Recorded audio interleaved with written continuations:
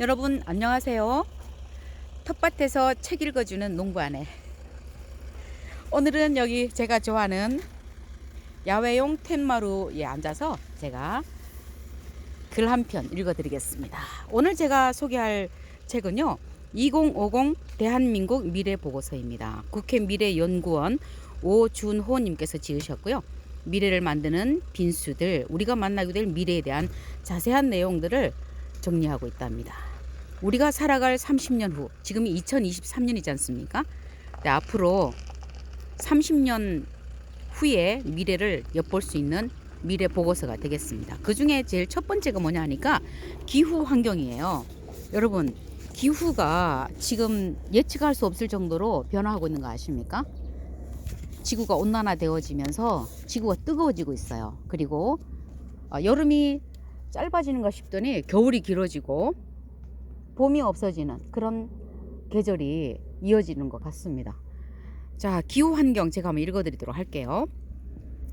기술이나 정치 분야에서는 사람마다 선호하는 미래가 다를 수 있다. 자동차가 하늘을 날아다니는 미래를 바라는 사람이 있는가 하면 자동차가 사라진 대신 사방이 걷기 좋고 자전거 타기에 좋은 미래를 바라는 사람도 있다. 개인의 자유를 간섭하지 않는 사회를 좋은 미래로 여기는 사람도 있고, 공동체로 개인이 강하게 결속되는 사회가 좋은 미래라고 여기는 사람도 있다. 그러나 기후 환경에 관한 한 사람들이 바라는 미래는 다를 수 없다. 누구나 쾌적한 기후, 깨끗한 공기, 맑은 하늘과 강, 잘 보존된 푸른 산과 숲을 원한다. 그것이 행복하고 자유로운 삶의 가장 기본적인 토대이기 때문이다. 이것이 기후 환경을 미래 예측에서 다른 분야보다 앞서 다뤄야 하는 이유이다. 동시에 지금 시점에서 한반도 기후 환경의 미래를 매우 비관적으로 볼 근거들이 많다는 점도 이 분야를 중요하게 다뤄야 하는 이유가 된다. 기후 환경의 악화가 최악의 경우 인류의 파국을 초래할 수 있음은 명백하다. 그런데 전문가들의 경고에 따르면 기후 환경은 악화 과정에서 임계점을 넘으면 그 뒤로는 사태를 되돌리기가 불가능하다.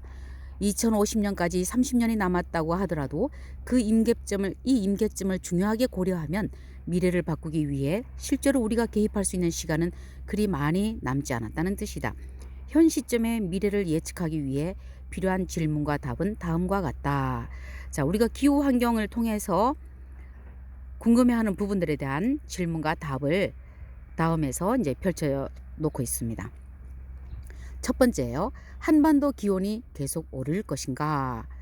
지구 온난화에 따른 기온 상승은 기후 환경에 가장 큰 영향을 미치는 동인이다. 기후 상승은 불특정 생물의 멸종, 극한 기후의 발생, 해수면 상승과 그에 따른 생활터전 상실 등의 직접적인 원인이 된다. 2015년 195개 나라가 참여해 채택한 파리 협정은 지구온난화를 막기 위한 국제적 노력의 산물이었다. 협정 채택에 참여한 국가들은 인류가 파국을 피하려면 산업혁명이 본격 시작되던 1880년에서 1899년을 기준으로 2100년까지 지구 평균 온도 상승폭을 섭씨 1.5도 이하로 제한해야 한다는 데 동의하고, 이를 위해 구체적 목표를 세워 노력하기로 합의했다. 그런데 이미 지구 평균 온도는 1880년에서 1899년에 비해 섭씨 1도 상승했고 지금도 조금씩 오르고 있다. 자, 지구온난화가 이루어지면서 이제는 제주도에서 생산하던 한라봉이며 천혜향 이런 귤, 이런 작목들이 남부지방에서는 물론이고 중부지방에서도 이렇게 재배가 가능하다는 그런 결론도 났고요. 지금 현재 재배하고 있습니다. 우리 충청도 지방에도 지금 비닐하우스에서 다 재배하고 있어요. 앞으로는 소나무도 없어질 거라는 그런 얘기도 있습니다. 자, 이어서 읽도록 할게요. 특히 한반도의 평균 기온은 지구 평균 기온 상승 속도보다 2배나 빠르게 상승하고 있다. 우리 한국인들이 이미 몸으로 느끼고 있듯이 한반도의 여름은 전보다 훨씬 덥고 겨울은 전보다 확연히 덜 춥다. 그런가요? 지난 겨울은 엄청나게 춥고 길었고 또 눈도 많이 내렸는데 예측할 수 없는 것 같습니다. 이대로 기온이 계속 오르면 2050년에 한반도는 아열대 기후에 들어설 것이 거의 확실하다. 여름의 폭염은 재난 수준일 것이고 수많은 생물종의 생태가 파괴될 것이다. 자, 결론은 뭡니까? 한반도 기후는 계속 오를 것이다 라는 거죠. 아열대 기후를 맞이하게 될 거라고 합니다. 필리핀처럼 그렇게 되겠죠. 두 번째 질문입니다. 극한 기상 현상이 한반도를 위협할 것인가 그랬어요. 2019년에 한반도 주변에서는 21개 태풍이 발생했고 그중 8개가 한반도에 직접 영향을 주었다. 한 해에 한반도를 찾아온 태풍 숫자로는 역대 최다였다. 이것은 지구 평균 기온이 오르고 바닷물의 온도가 따라 오르면서 발생한 이상기후 현상이다. 2019년에 태풍이 많았었군요. 이상기후가 심할 경우에는 따로 구분하여 극한 기상현상이라고 부른다. 그래서 자, 극한 기상현상이라는 게 뭐냐? 바로 이상기후가 심할 경우를 이렇게 구분해서 극한 기상현상이다라고 말한다는 거예요. 극심하다는 거죠. 극한 기상현상이란 태풍, 회오리바람, 우박, 벼락, 국지성 폭우, 홍수 등의 기상현상이 강도나 빈도에서 관측 기간의 평균을 크게 벗어나는 현상을 말한다. 물론 극한 기상현상은 큰 피해를 동반한다. 늦여름에 연례 행사처럼 찾아오는 태풍 정도가 아니라 초여름부터 늦가을까지 한반도에 태풍이 끊이지 않고 강력한 슈퍼 태풍까지 온다면 심각한 위협이 된다. 기후변화에 대응하는 정부 간 협의체 IPCC는 21세기 들어 극한 기상현상이 더 강하고 더 빈번하고 더 광범위하게 나타나고 있다고 지적한다. 세계경제포럼 WEF가 발표한 2020년 세계 위험 보고서도 기상 이변을 인류가 마주할 가장 큰 위협 가운데 하나로 지목하고 있다 그랬어요. 자, 위협할 가능성이 훨씬 높다라는 거죠. 세 번째 질문입니다. 우리가 숨쉬는 공기 질이 점점 나빠질 것인가? 미세먼지는 지난 몇 년 사이 한국의 도시 풍경을 바꿔놓았다. 너도 나도 마스크를 쓰고 거리를 오가는 모습이 익숙하다. 마스크는 실외 활동의 필수품이 되었다. 2018년에 우리나라 연평균 미세먼지 농도는 세계보건기구 WHO죠. 권고 수준인 연평균 10 마이크로그램 세제곱미터당 10 마이크로그램이에요. 그것을 크게 웃도는 40 마이크로그램이었다. 초미세먼지 농도도 높아서 2016년 기준으로 서울에서 하루 종일 밖에 있으면 초미세먼지로 인한 피해 정도는 담배 한 개비를 피우는 것과 같다. 한 달이면 한갑 반이다. 그저 공기를 호흡하는 것만으로 흡연과 같은 피해를 입는 셈이다. 그랬어요. 자, 그 이후에 코로나 팬데믹이 있었지 않습니까? 그러면서 우리는 또 새로운 어떤 바이러스에 노출되는 기후 못지않게 우리에게 바이러스라고 하는 위험 요소가 또 있었어요. 2050년에는 우리는 어떤 공기 속에서 살아가고 있을까? 그러게요. 대기 질은 지금보다 개선되어 있을까? 아니면 더 악화되어 있을까? 자, 여기에서 제가 한 말씀 하고 싶은데요. 코로나 시기에 우리 거의 이동을 못하게 했잖아요. 타지에 다녀오게 되면 보고도 하게 됐었고 체크가 다 되었단 말이죠.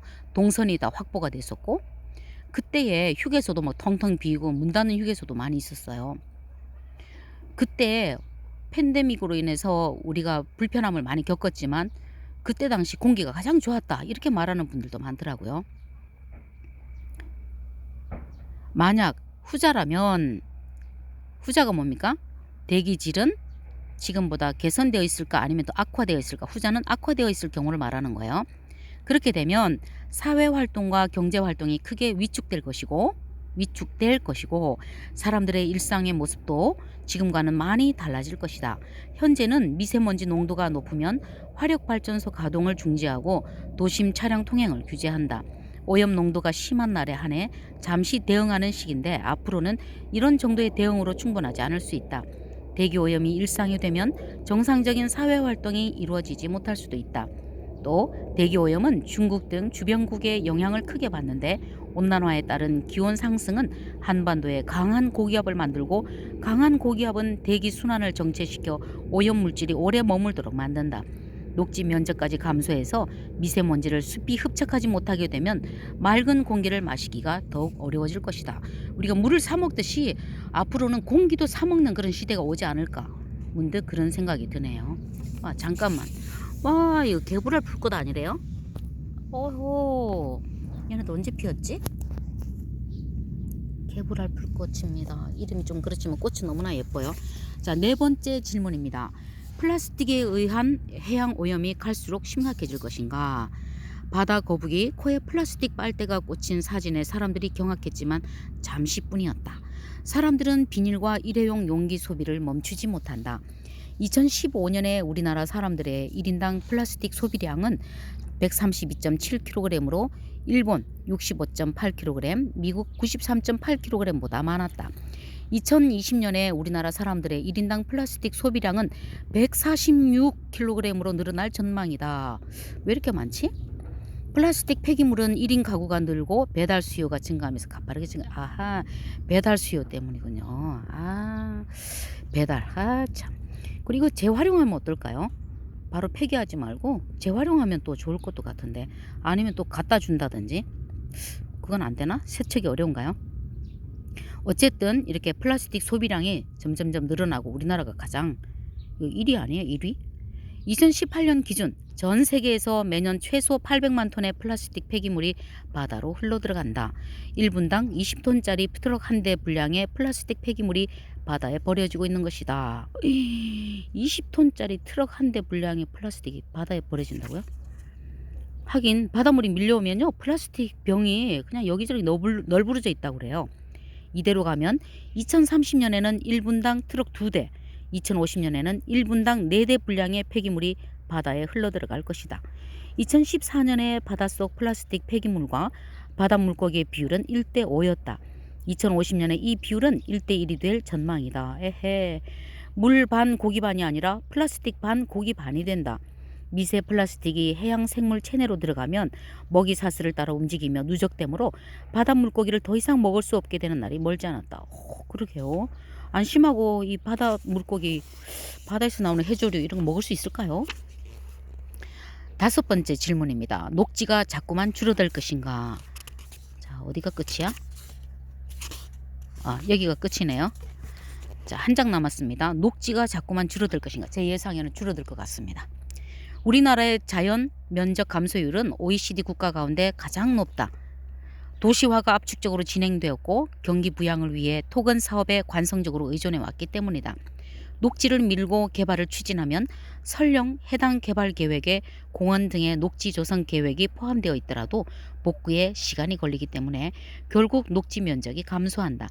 또한 도시 개발 과정에서 공원 면적을 확보했더라도 지방정부가 재원이 부족해서 실제 공원을 조성하지 못한 채로 정책 일모를 맞아 재산권자에게 공원 부지를 되돌려주는 경우도 많다.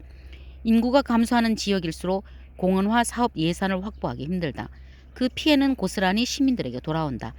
숲에서 휴식을 즐길 수 있는 여유, 생태 서비스를 누릴 권리도 지방정부의 재정 수준에 따라 양극화되고 있다. 양극화하고 있다. 그랬어요. 이거 어떻게 해야 돼?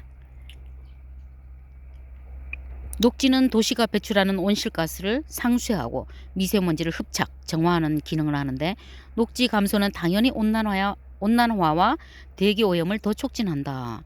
숲이 빗물을 붙잡아주지 못하므로 홍수도 더 자주 일어나며 바람을 막아줄 숲이 없으면 태풍에 의한 피해도 더 커진다. 그랬어요. 아, 그러게요. 산과 숲이 더 넓어지고 더 가꾸어져야 되는 부분인데 또 여기에다가 플러스 제가 볼 때는 산불도 무시 못하는 것 같습니다. 도시를 개발하기 위한 이런 녹지대가 개발 차원에서 사라지는 경우도 있지만 산불로 인해서 몇십 년 동안 몇백 년 동안 가꾸었던 숲이 하루아침에 잿더미가 되는 경우 얼마나 많습니까? 자, 여기서 참고로 파리협정에 대한 이야기 나누고 있네요. 자, 파리협정에서 나눈 이야기들이 뭐냐 하니까 참여를 공표한 나라가 200여 개국 되고요. 장기 목표는 금세기 내 탄소 배출을 순제로 이제 줄여나가는 거겠죠. 그리고 5년마다 기후 행동을 강화하고 가장 취약한 이들을 돕기 위한 그런 여러 가지 실천 전략이 있을 거라고 합니다. 진일보한 투명성 그리고 책임성을 이제 강조하게 되겠고요. 최빈 개발 도상국을 위한 재정 지원도 이루어지겠다라는 거야. 자, 파리 협정은